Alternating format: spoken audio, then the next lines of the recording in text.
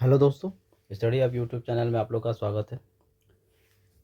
इस वीडियो में आज हम लोग देखने वाले हैं दोस्तों top 15 MCQ on insurance awareness. ठीक है, जो कि आपके एनआईसीएल, एओ, एलआईसी असिस्टेंट जो आने वाला नोटिफिकेशन है, और ओआईसीएल एओ जो आ चुका है नोटिफिकेशन, और एनआईसीएल असिस्टेंट जो मेंस होने वाला है दोस्तों, उसके लिए इम्पॉर्टेंट इंश्योरेंस अवेयरनेस के क्वेश्चन है।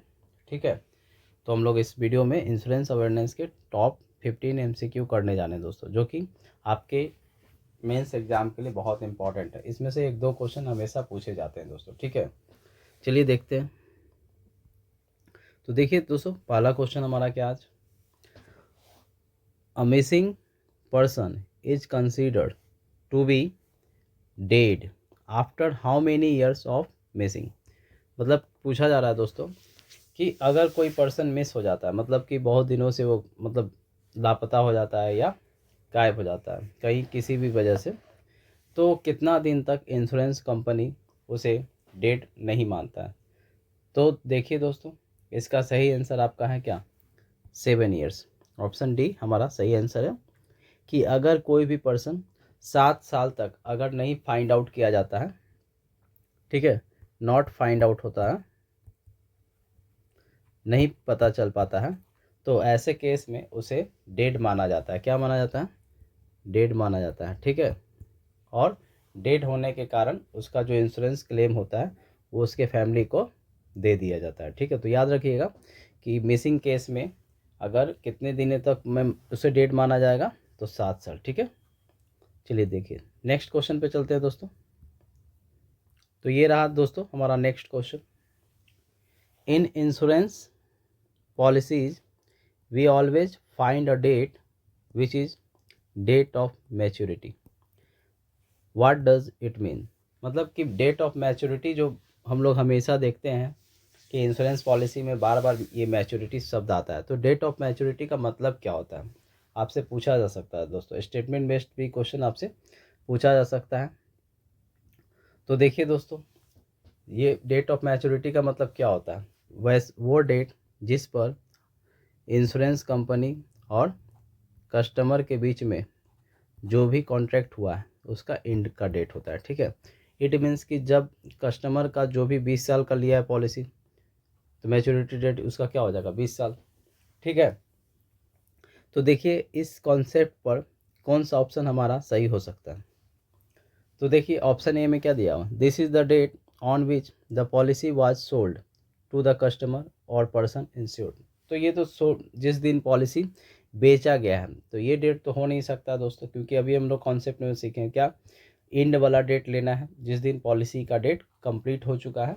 ठीक है, तो देखिए this is the date on which, second पढ़ते हैं ऑप्शन बी में, this is the date on which the policy holder will have submit his or her claim seeking the amount of the policy, otherwise the company will not take any payment to him or her।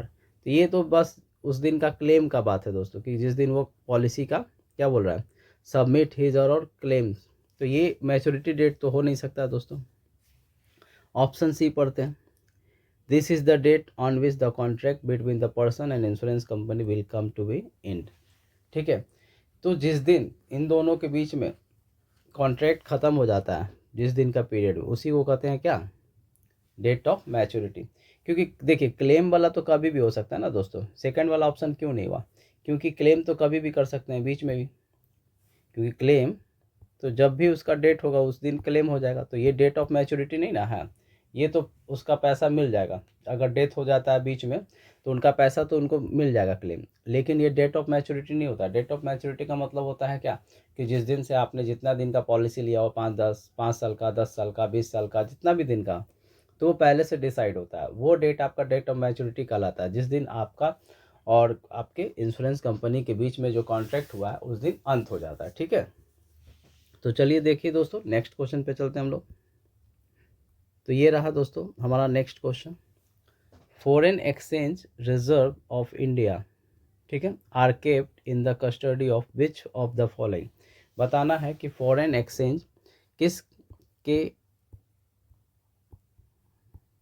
Foreign exchange reserve हमारा किसके custody में रहता है, तो ये बताना है दोस्तों।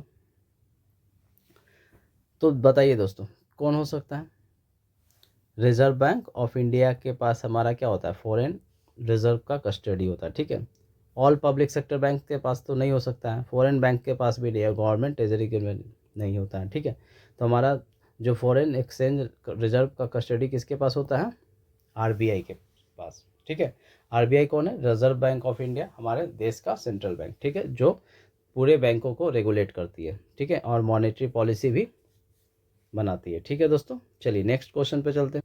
तो ये रहा दोस्तों हमारा next question. Which insurance company started its operation in the year in which India got independence. मतलब क्या, इंडिया का इंडिपेंडेंस कब हुआ था दोस्तों, पता है हम लोग को 1947 में, है ना, 1947 में। तो पूछा जा रहा है कि 1947 में किस इंश्योरेंस कंपनी का अपने ने बिजनेस स्टार्ट किया था, किस इंश्योरेंस कंपनी ने अपना बिजनेस स्टार्ट किया था। तो याद रखिएगा दोस्तों, ये क्वेश्चन क्यों लिया गया है, क्योंकि देखिए दोस्तों अभी जस्ट आपका एक इंश्योरेंस कंपनी का आया है नोटिफिकेशन OICL, ठीक है, तो इससे रिलेटेड ये क्वेश्चन था, ठीक है। तो ये क्वेश्चन आपसे पूछा जा सकता है, तो इसलिए याद रखिएगा कि OICL का इनोग्रेशन हुआ था, स्टार्ट किया था बिजनेस कब, 1947 में, ठीक है। तो इसका आंसर हमारा क्या हो जाएगा, ऑप्शन डी, OICL, ठीक है, ओरिएंटल इंश्योरेंस कंपनी लिमिटेड, ठीक है। चलिए देखिए दोस्तों नेक्स्ट क्वेश्चन पे चलते हैं। तो देखिए दोस्तों नेक्स्ट क्वेश्चन हमारा आ गया, which of the following insurance company gives the slogan पृथ्वी अग्नि जल आकाश सबकी सुरक्षा हमारे पास।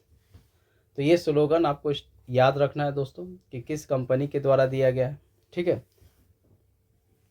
तो देखिए दोस्तों ये भी आपका क्या है, ओरिएंटल इंश्योरेंस कंपनी के द्वारा ही दिया गया है, ठीक है, याद रखिएगा। ओरिएंटल इंश्योरेंस कंपनी का ही स्लोगन है क्या, पृथ्वी अग्नि जल आकाश सबकी सुरक्षा हमारे पास, ठीक है। तो याद रखिएगा कि ओरिएंटल इंश्योरेंस कंपनी का ही स्लोगन दिया हुआ है, तो ऐसे क्वेश्चन पूछा जा सकता है दोस्तों, ठीक है दोस्तों। चलिए नेक्स्ट क्वेश्चन देखते हैं हम लोग। तो ये रहा दोस्तों हमारा next question, with which of the fields is actuarial science associated. तो बताइए एक्चुरियल साइंस एसोसिएटेड किस फील्ड से होता है दोस्तों, ठीक है। बैंकिंग से नहीं होता है, ना ही माइक्रो फाइनेंस, ना ही स्पेस टेक्नोलॉजी, किससे होगा, इंश्योरेंस से। तो भाई ये एक्चुरियल होते कौन है, एक्चुअली होता है जो कि आपके इंश्योरेंस कंपनी के द्वारा एक रिसर्चर होते हैं, जो इंश्योरेंस कंपनी को बताता है किसी भी कस्टमर के बारे में कि वो कस्टमर का जो पॉलिसी ले रहे हैं क्या वो लेना चाहिए या नहीं लेना चाहिए, ठीक है। क्योंकि कभी कभी उनके वो रिसर्च करके बताते हैं कि बहुत सारी इसके बारे में पता करते हैं क्या कस्टमर अल्कोहल करता है नहीं करता, ड्रिंक करता है नहीं करता, बहुत सारी बातें ऑब्जर्व करते हैं, और अगर उसका मेडिकल हेल्थ ठीक है या नहीं है, और भी कई बात होता है जो कि एक्चुअली का काम होता है रिसर्च करना। तो एक्चुरियल साइंस किस में पढ़ना होता है दोस्तों, तो याद रखिएगा इंश्योरेंस का पार्ट है, ठीक है। चलिए नेक्स्ट क्वेश्चन चलते हैं दोस्तों।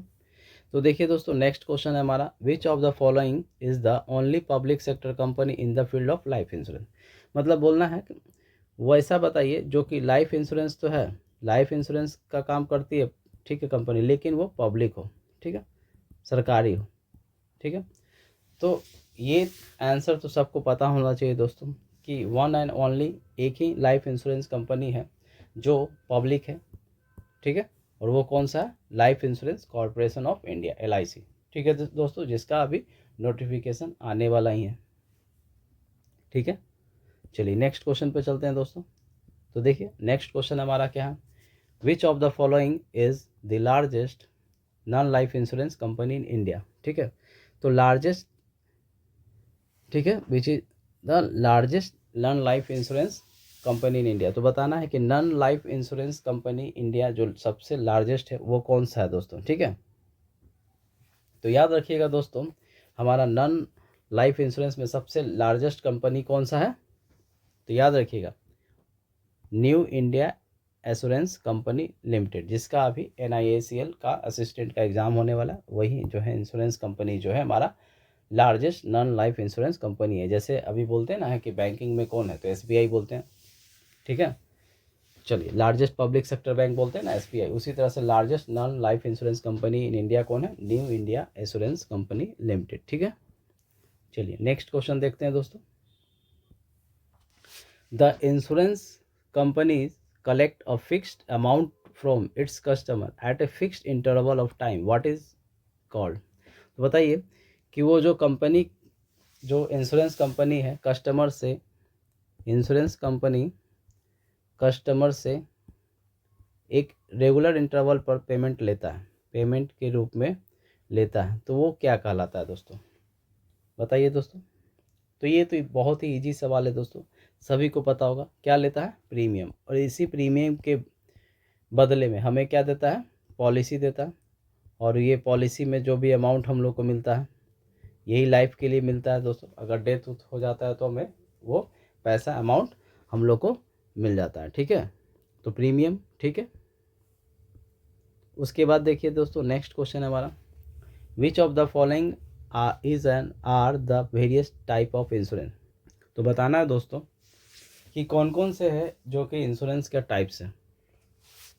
तो लाइफ इंश्योरेंस तो पता है दोस्तों कि लाइफ इंश्योरेंस करवाते हैं, हेल्थ इंश्योरेंस भी हम लोग करवाते हैं। क्या ये लायबिलिटी इंश्योरेंस भी होता है, ये बहुत लोगों को नहीं पता होगा दोस्तों, क्योंकि लाइफ और हेल्थ के बारे में तो पता है, लेकिन यहाँ मैं बता देता हूँ दोस्तों कि लायबिलिटी इंश्योरेंस भी करवाया जाता है। क्यों, क्योंकि ये लायबिलिटी होता है क्या दोस्तों,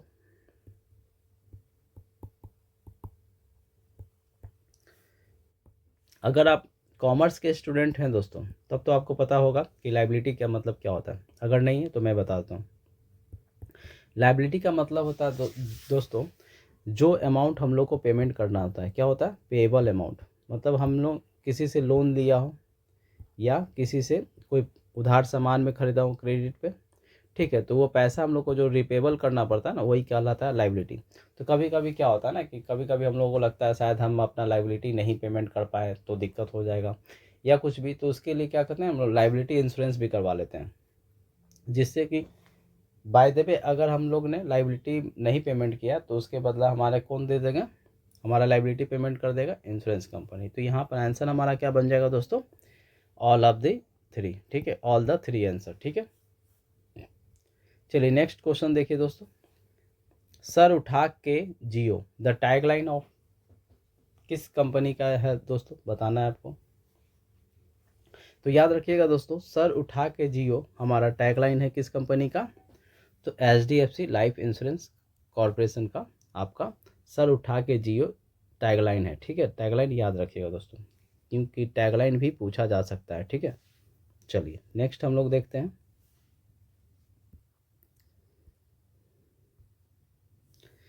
विच one of the following does not belong to the main product of life insurance. तो बताइए मेन प्रोडक्ट कौन है, नहीं। तो देखिए इंडोनमेंट प्लान तो होता है, टर्म प्लान भी होता है, होल लाइफ भी प्लान होता है दोस्तों। तो पर्सनल एक्सीडेंट इंश्योरेंस जो है लाइफ इंश्योरेंस का प्रोडक्ट नहीं होता है, ठीक है, याद रखिएगा, personal accident insurance life insurance का प्रोडक्ट नहीं होता है। चलिए नेक्स्ट क्वेश्चन पे देखते हैं दोस्तों,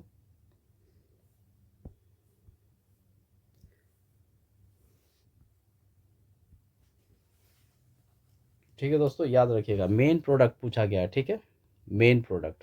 तो मेन प्रोडक्ट होता है लाइफ इंश्योरेंस करना, ना कि एक्सीडेंट का। एक्सीडेंट भी लाइफ इंश्योरेंस करता है, लेकिन वो उसका मेन प्रोडक्ट नहीं होता है, याद रखिएगा, यहाँ पर मेन प्रोडक्ट का बात बोला गया था, ठीक है। चलिए नेक्स्ट क्वेश्चन देखते हैं दोस्तों, what is the maximum time in which the insurer should settle a claim when all documents are submitted.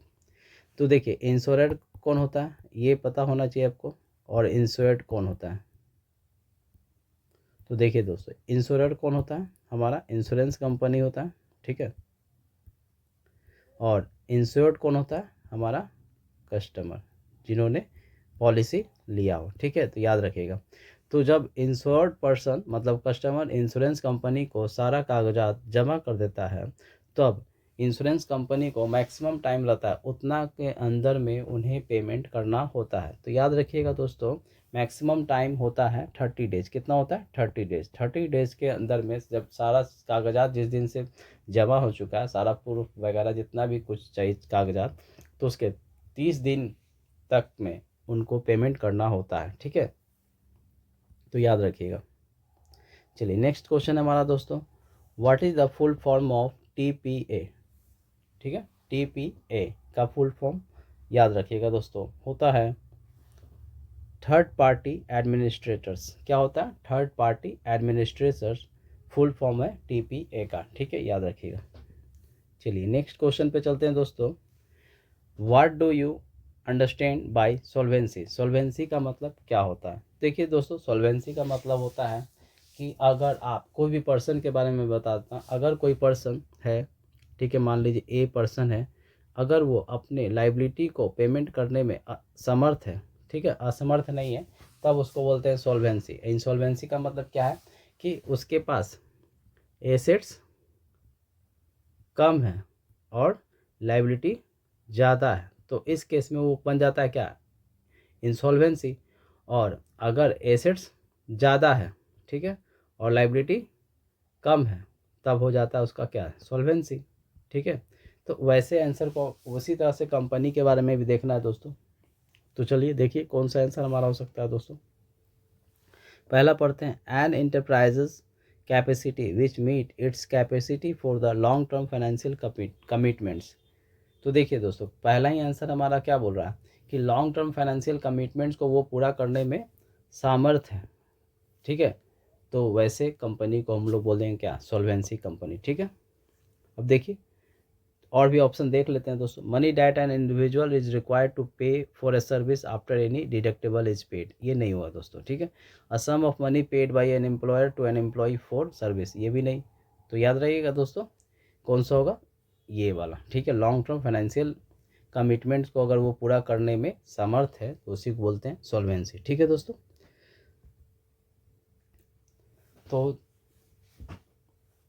तो बताइएगा दोस्तों कि आज का सेशन हमारा कैसा था। ठीक है,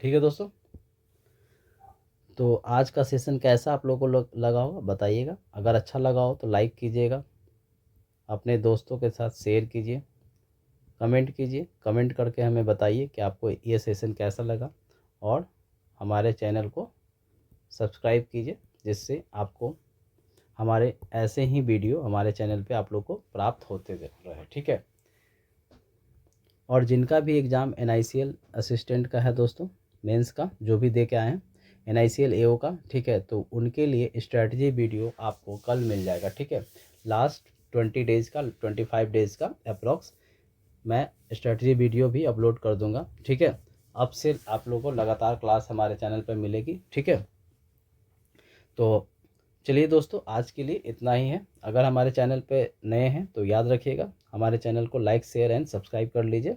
ठीक है, और नोटिफिकेशन बेल आइकन को दबाना नहीं भूलिएगा दोस्तों, जिससे आपको हमारे वीडियो का इन्फॉर्मेशन मिल जाए। और लास्ट में दोस्तों मैं बता देना चाहता हूँ, इस क्लास के PDF चाहिए तो आपको हमारे टेलीग्राम चैनल पर, टेलीग्राम चैनल को ज्वाइन कर लीजिए। ठीक है, टेलीग्राम चैनल का नाम है विशाल सर 0। ठीक है, याद रखिएगा दोस्तों। ठीक है, इस चैनल को आप ज्वाइन कर सकते हैं, और इस सारे क्लास जितने भी हुए हैं उस सब का PDF आपको यहीं पर प्राप्त हो जाएंगे। ठीक है दोस्तों, चलिए goodbye and take care.